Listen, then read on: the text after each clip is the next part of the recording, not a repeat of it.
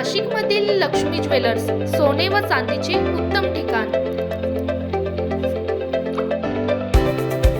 ताज्या बातम्या बघण्यासाठी स्टार लोकशक्ती न्यूज चॅनलला सबस्क्राइब करा आणि बेल आयकॉनला प्रेस करा।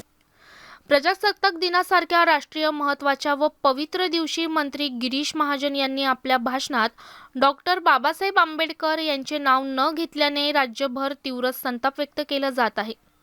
संविधानाचे शिल्पकार असलेल्या बाबासाहेबांचे नाव जाणीवपूर्वक टाळणे ही केवळ चूक नसून संविधान व बहुजन समाजाचा अपमान असल्याचा आरोप वंचित बहुजन आघाडीने केला आहे। या घटनेच्या निषेधार्थ वन विभागाच्या महिला कर्मचारी माधवी जाधव यांनी कार्यक्रमस्थळी जाहीरपणे आपली भूमिका मांडत विरोध दर्शवला। त्यांच्या या कृतीला समाजातील विविध घटकांकडून पाठिंबा मिळत असून सत्ताधाऱ्यांच्या भूमिकेविरोधात हा आवाज अधिक तीव्र होत आहे। या प्रकरणी वंचित बहुजन आघाडीचे जिल्हाध्यक्ष चेतन गांगुर्डे यांनी आक्रमक भूमिका घेत मंत्री गिरीश महाजन यांच्यावर अनुसूचित जाती जमाती अत्याचार प्रतिबंधक कायद्यान्वये अॅट्रॉसिटी ॲक्ट तात्काळ गुन्हा दाखल करण्याची मागणी केली आहे। यावेळी बोलताना चेतन गांगुर्डे म्हणाले, फक्त दिलगिरी व्यक्त करून हा विषय संपणार नाही। डॉक्टर बाबासाहेब आंबेडकर हे देशाच्या संविधानाचे शिल्पकार आहेत। त्यांच्या नावाचा जाणीवपूर्वक उल्लेख न करणे म्हणजे संविधान व बहुजन समाजाचा अपमान आहे। पुढे त्यांनी स्पष्ट शब्दांत इशारा देत सांगितले की गिरीश महाजन यांनी अद्याप अधिकृतपणे माफी मागितली नाही, मात्र त्यांच्या संदर्भातील सर्व पुरावे आमच्याकडे उपलब्ध आहेत। त्यांच्या व त्यांच्या निकटवर्तीयांच्या नावावर असलेली कथित बेनामी संपत्ती, मालमत्तांचे तपशील आणि आर्थिक व्यवहार लवकरच जनतेसमोर मांडले जातील।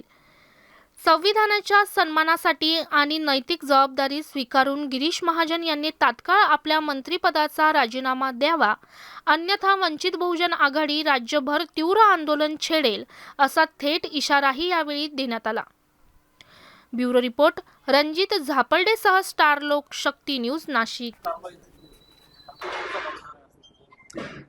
वंचित बहुजन आघाडीच्या वतीनं कालच्या आंदोलनामध्ये आम्ही सुरुवातीपासून सहभागी होतो। म्हणजे आंदोलनाच्या सुरुवातीलाच ज्या ठिकाणी ही घटना घडली त्या ठिकाणी वंचितचे आमचे रवी पगारे आणि विकी वाकडे त्या ठिकाणी घोषणा देण्यासाठी होते, दोघे इथं बसलेत। परंतु ते सिव्हिल ड्रेसमध्ये असल्या कारणानं त्यांना डिटेन केलं गेलं नाही आणि ज्या दोन भगिनी ड्रेसवरती होत्या, वर्दीवरती होत्या, त्यांना पोलिसांकडून सरकारवाडा पोलिसांकडून डिटेन करण्यात आलं।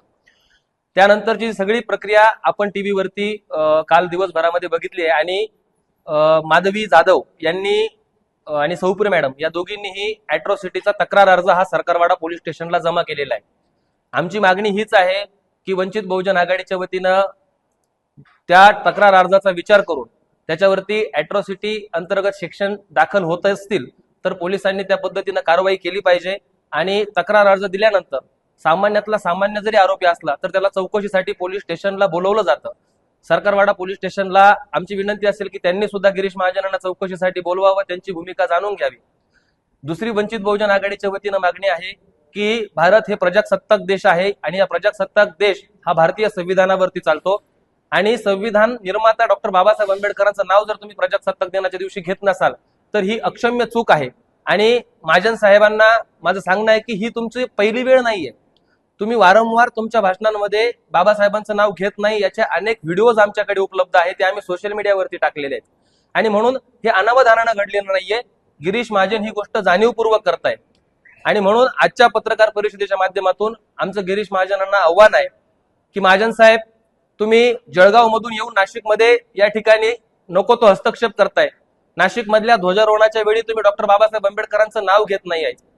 आमचं सांगणं आहे की डॉक्टर बाबासाहेब आंबेडकर या देशाच्या संविधानाचे निर्माते असताना तुम्ही जर त्यांचं नाव घेत नसाल तर तुमचेही अनेक धागेदोरे आमच्याकडे आहेत। गिरीश महाजन साहेब, महानगरपालिकेच्या निवडणुकीमध्ये बाळासाहेब आंबेडकर या ठिकाणी बोलून गेलेत, तुमच्या बेनामी प्रॉपर्टी आमच्याकडे डेटा आहे सगळा, तुम्ही फक्त 1100 कोटी रुपयाचा कर भरता, तुमच्याकडे 12,000 कोटी रुपयाची प्रॉपर्टी आहेत। महाजन साहेब, तुम्ही जर आमच्या महालावर झोपडीवरती दगड फेकण्याचं काम करत असाल तर तुमचा महाल काचेचा हे गिरीश महाजनांनी ध्यानात ठेवावं आणि म्हणून डॉक्टर बाबासाहेब आंबेडकरांचं नाव न घेणं ही अक्षम्य चुकी आहे।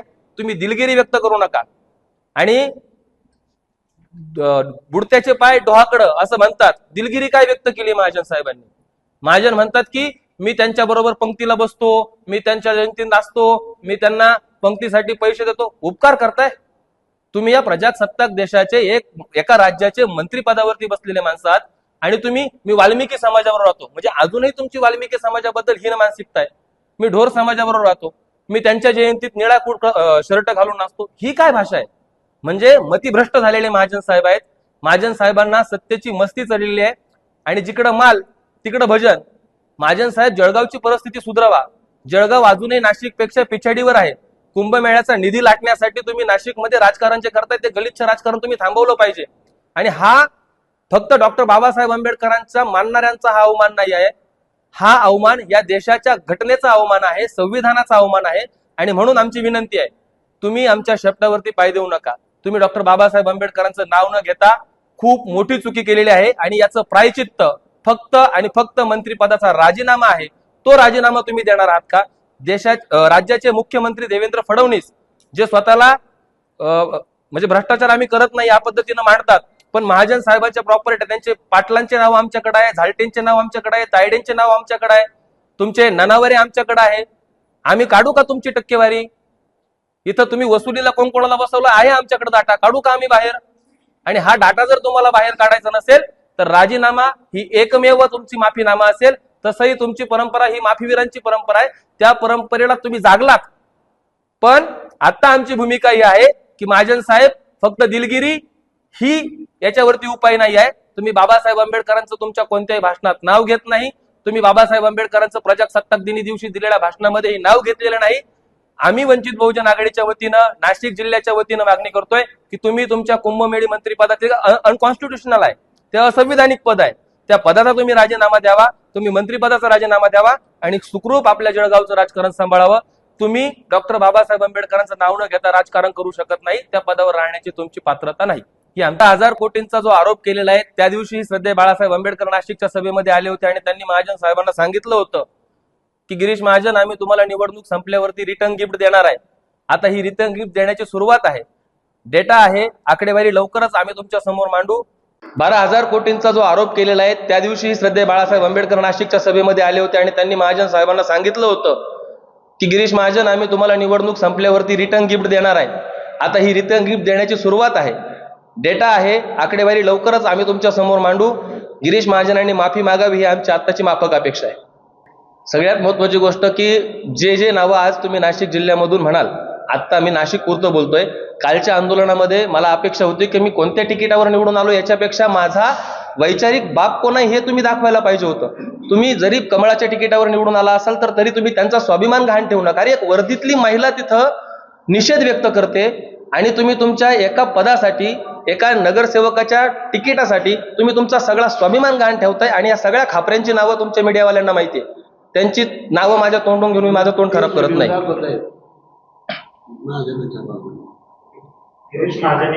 साहेबांना जर या प्रकरणामध्ये राजकारण नको असेल तर त्यांनी संन्यास घ्यावा आणि साधू म्हणून कुंभमेळ्यात यावं. तुम्ही प्रत्येक गोष्टीचं राजकारण कराल, तुम्ही प्रत्येक गोष्टीला राजकीय दृष्ट्या बघाल. तुम्ही इथं श्रीमंत सगळी माणसं फोडून काँग्रेस राष्ट्रवादीचं स्वतःचा पक्ष चालवताय. तुम्ही राजकारण करत नाही का? तुम्ही बडगुजरांसारख्यांना पक्षात घेऊन तुम्ही राजकारण करत नाहीये का? तुम्ही धुतल्या तांदळाच्या आहात का? आम्ही बाबासाहेब आंबेडकरांना मानणारा, बाबासाहेब आंबेडकरांचा वैचारिक एक सामाजिक आणि राजकीय हेतू म्हणून आम्ही इथं जर बोलत असू तर तुम्हाला त्याच्यामध्ये राजकारण दिसतंय का? माझं महाजन साहेबांना खुलं आव्हान आहे की आम्ही जर राजकारण करत असू तर आम्ही तत्वाचं राजकारण करतोय. आम्ही बाबासाहेबांच्या नावावरती राजकारण करत नाहीये. तुम्ही नाव न घेता चुकी केली आहे म्हणून आम्ही बोलतोय.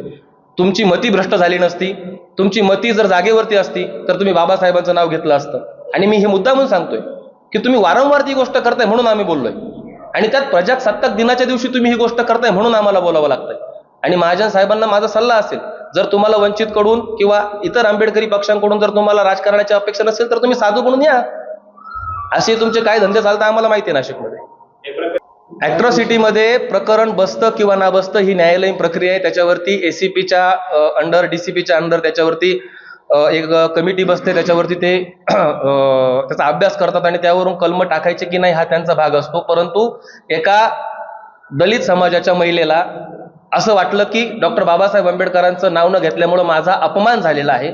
आणि कोणत्याही शेड्यूल कास्ट, शेड्यूल ट्राईबमध्ये एखाद्या व्यक्तीला वाटतं की ह्या गोष्टीमुळे माझा अपमान होतो तर ती शेड्यूल कास्टच्या त्या ऍक्टनुसार गुन्हा दाखल करू शकते, मागणी करू शकते. त्याच्यावरती ना साहेब, त्यांचे सोबती म्हणजे त्यांचे घरातले त्यांचा मुलगा आहे, त्यांची बायको आहे, त्यांचे पर्सनल पी आहेत, त्यांचे नाशिकमधले काही सहकारी आहेत, सगळ्यांना सगळ्यांची नावं माहिती, हळूहळू काढू बाहेर. फक्त आमचं म्हणणं आहे की माफी मागा. हा, आपत्तीमध्ये काही लिंगभेद आम्ही करत नाही. मुलगा मुलगी आमच्यासाठी समान आहे. मानसपुत्र साहेबांचे आहेत नाशिकमध्ये.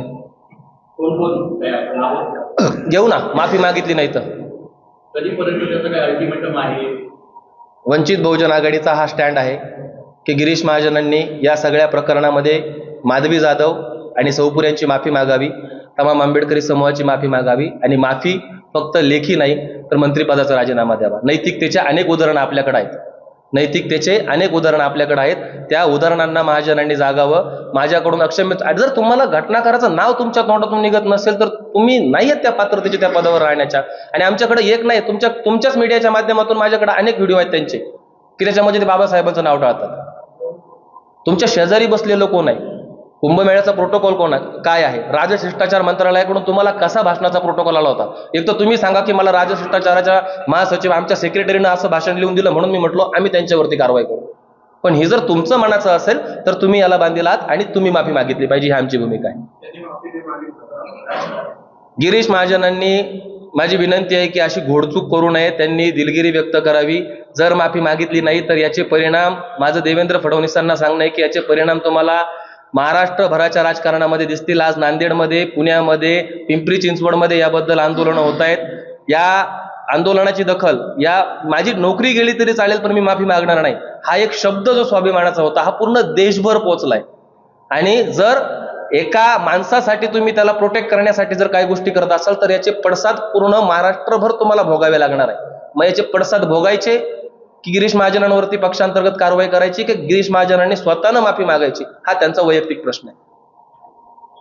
थँक्यू.